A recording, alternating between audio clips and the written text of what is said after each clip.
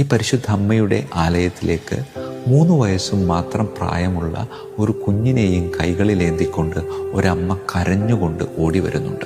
ഈ അമ്മ ഈ കുഞ്ഞിനെ ഈ അമ്മയുടെ കാൽക്കലേക്ക് സമർപ്പിച്ചുകൊണ്ട് പ്രാർത്ഥിക്കുകയാണ്. കാരണം ആ കുഞ്ഞിന് പ്രാണനില്ലായിരുന്നു. തൊട്ടടുത്തുണ്ടായിരുന്ന ഒരു അരുവിയിലേക്ക് ഈ കുഞ്ഞ് വീഴുകയും ആ കുഞ്ഞിനെ അവിടെ നിന്ന് പൊക്കിയെടുക്കാൻ താമസം വരികയും അങ്ങനെ മരവിച്ച കുഞ്ഞിനെയാണ് പിന്നെ ഈ അമ്മയ്ക്ക് ആ വെള്ളത്തിൽ നിന്ന് കിട്ടുന്നത്.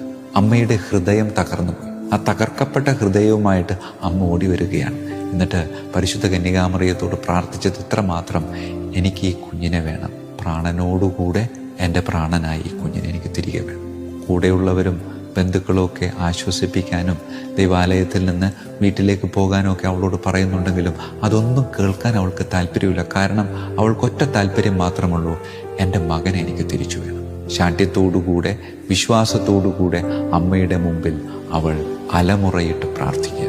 അവസാനം പരിശുദ്ധ കന്യകാമറിയം ഈ അമ്മയുടെ വിശ്വാസത്തിൻ്റെ മുമ്പിൽ തോറ്റുകൊടുക്കുക.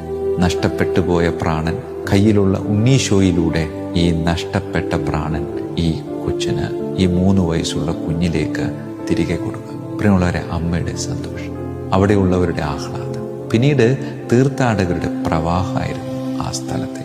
ഇപ്പോഴത്തെ കണക്കനുസരിച്ച് പറയുന്നത് 10 ലക്ഷത്തിലധികം ആളുകൾ ആ ദേവാലയത്തിലേക്ക് ഓരോ വർഷവും തീർത്ഥാടകരായി പല സമയങ്ങളിലായിട്ട് വരുന്നുണ്ടെന്ന് പറയും. നമ്മളൊക്കെ കണ്ട് ശീലിക്കാത്ത ഒരു ദേവാലയ ആകൃതിയാണ് ഈ കുഞ്ഞ് ദേവാലയത്തിനുള്ളത്. ഈ ദേവാലയത്തിൻ്റെ ഭിത്തികളിലും മേൽക്കൂരകളിലും ഒക്കെ ഒരുപാട് ചിത്രങ്ങളും അതിൽ എഴുത്തുകളും ഒക്കെ ഫ്രെയിം ചെയ്തിങ്ങനെ തൂക്കിയിട്ടിരിക്കുന്നതാണ്. അവിടെ വന്ന് അനുഗ്രഹം സ്വീകരിച്ച ആളുകൾ സാക്ഷ്യം എഴുതിയിട്ടിരിക്കുന്നതാണ്. അത്രമാത്രം സാക്ഷ്യങ്ങൾ, അത്രമാത്രം അത്ഭുതങ്ങൾ അവിടെ നടക്കുന്നുണ്ടെന്ന് പറയുന്നത്. പ്രിയമുള്ളവരെ, ഈ ദൈവാലയത്തിൽ പ്രതിഷ്ഠിതമായിരിക്കുന്ന ഈ തിരുസ്വരൂപത്തിന് വേറൊരു പ്രത്യേകത കൂടെയുണ്ട്.